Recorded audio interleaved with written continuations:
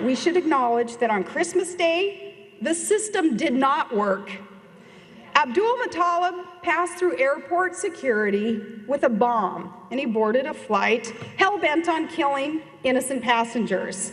This terrorist trained in Yemen with Al-Qaeda. His American visa was not revoked until after he tried to kill hundreds of passengers. On Christmas Day, the only thing that stopped this terrorist was blind luck and brave passengers. Really, it was a Christmas miracle, and that is not the way that the system is supposed to work.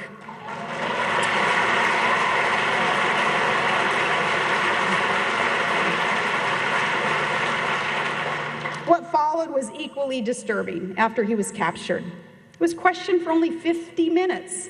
We had a choice in how to do this. The choice was only question him for 50 minutes and then read his Miranda rights.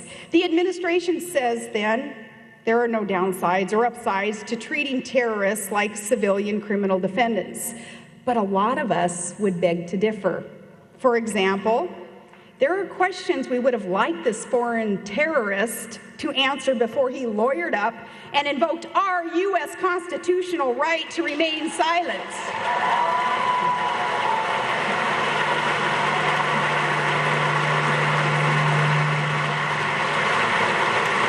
Our U.S. constitutional rights.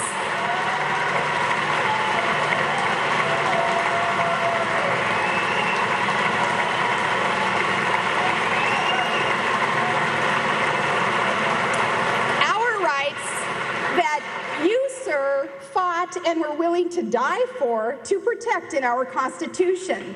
The rights that my son, as an infantryman in the United States Army, is willing to die for. The protections provided, thanks to you, sir, we're going to bestow them on a terrorist who hates our Constitution and tries to destroy our Constitution and our country. This makes no sense because we have a choice in how we're going to deal with the terrorists. We don't have to go down that road. There are questions that we would have liked answered before he lawyered up, like, where exactly were you trained and by whom? You're bragging about all these other terrorists just like you. Who are they? When and where will they try to strike next?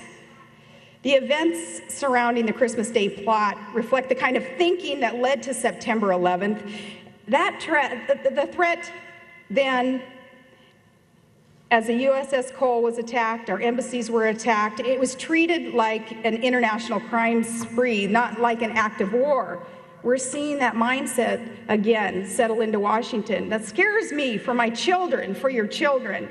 Treating this like a mere law enforcement matter places our country at grave risk, because that's not how radical Islamic extremists are looking at this. They know we're at war, and to win that war, we need a commander-in-chief, not a professor of law standing at the lectern.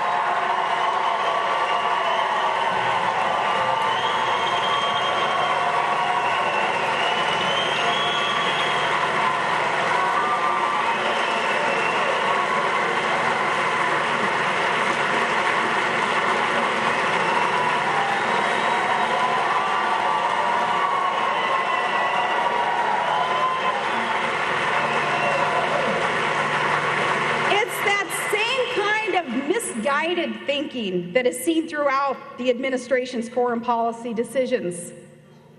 Our president spent a year reaching out to hostile regimes, writing personal letters to dangerous dictators, and apologizing for America. And what do we have to show for that?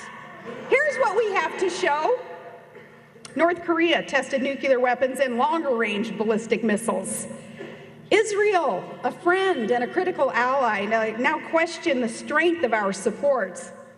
Plans for a missile defense system in Europe, they've been scrapped. Relations with China and Russia are no better.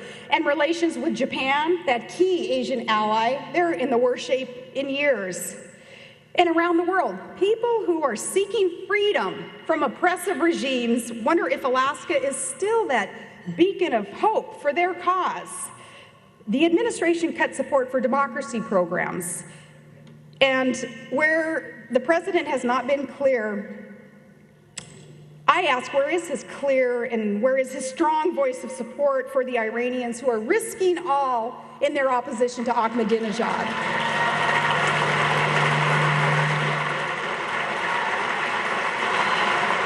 Just that short list. And you know, it's no wonder that our president only spent about 9% of his State of the Union address discussing national security, foreign policy, because there aren't a whole lot of victories that he could talk about that night. And that's just a short list. There are so many challenges in front of us, and it can seem overwhelming.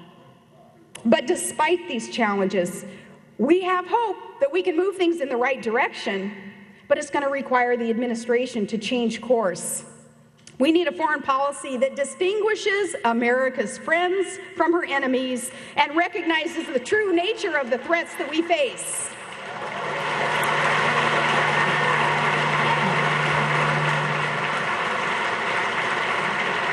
We need a strong national defense. I think you would agree with me, as Reagan used to talk about that, peace through strength. And in that respect, I applaud the president for following at least a part of the recommendations made by our commanders on the ground to send in some more reinforcements to Afghanistan. Now, though, we must spend less time courting our adversaries, spending more time working with our allies. And we must build effective coalitions capable of confronting dangerous regimes like Iran and North Korea. It's time for more than just tough talk. Just like you, probably just so tired of hearing the talk. Tired of hearing the talk. It's time for some tough actions like sanctions on Iran. And in places in the world where people are struggling and oppressed and they're fighting for freedom, America must stand with them. We need a clear foreign policy that stands with the people and for democracy, one that reflects both our values and our interests, and it is in our best interests because democracies, they don't go to war with each other. They can settle their differences peacefully. The lesson of the last year is this: foreign policy can't be managed through the politics of personality. And our president would do well to take note of an observation John F. Kennedy had made once he was in office, that all of the world's problems aren't his predecessor's fault.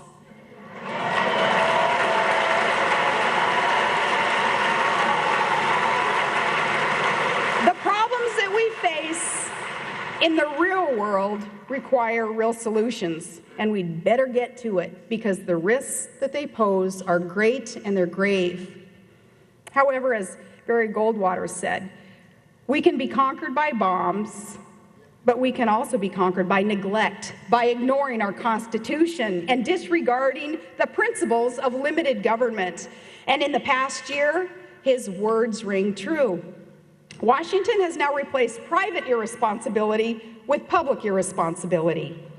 The list of companies and industries that the government is crowding out and bailing out and taking over, it continues to grow. First it was the banks, mortgage companies, financial institutions, then automakers. Soon, if they had their way, healthcare, student loans. Today, in the words of Congressman Paul Ryan, the $700 billion TARP has morphed into crony capitalism at its worst. And it's becoming a slush fund for the Treasury Department's favorite big players, just as we had been warned about. And while people on Main Street look for jobs, people on Wall Street, they're collecting billions and billions in your bailout bonuses. Among the top 17 companies that received your bailout money, 92% of the senior officers and directors, they still have their good jobs. And everyday Americans are wondering, where are the consequences for they helping to get us into this worst economic situation since the Great Depression? Where are the consequences?